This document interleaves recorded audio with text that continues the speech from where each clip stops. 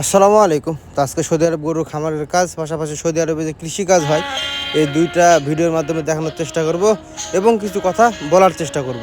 সম্পূর্ণ ভিডিও জুড়ে সাথে থাকুন, তাহলে সম্পূর্ণ বিস্তারিত বুঝতে পারবেন। তো আজকে সৌদি আরবে তাপমাত্রা 47 ডিগ্রি সেলসিয়াস।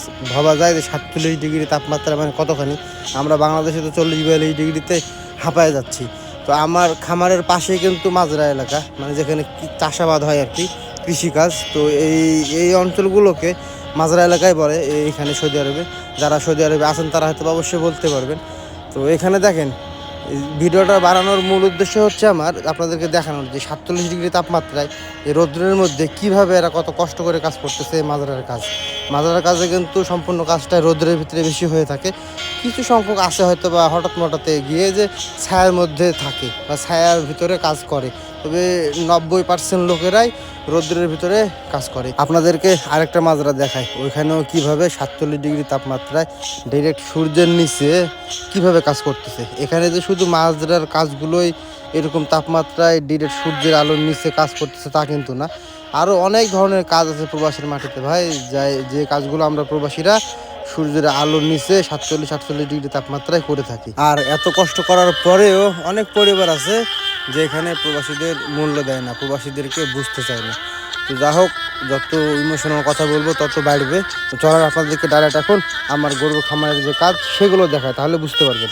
আমি এখন বর্তমানে খামারে, তা আমাদের কাজের ধরনগুলো দেখায় আপনাদেরকে, তাহলে বুঝতে পারবেন যে মাজারের কাজের চাইতে আমাদের কাজগুলো অনেকটাই আরাম। যেমন ধরেন, খাবার দেয় আমরা এই পাশ দিয়ে দেখেন, খড় দেওয়ার জায়গা গরুর সামনে, আর এটার উপরে পুরোটাই টিনের চালা দেওয়া আছে। তো এখানে যখন খড় দেয় গরুকে খাবার জন্য, তখনও ছায়ার ভিতরে।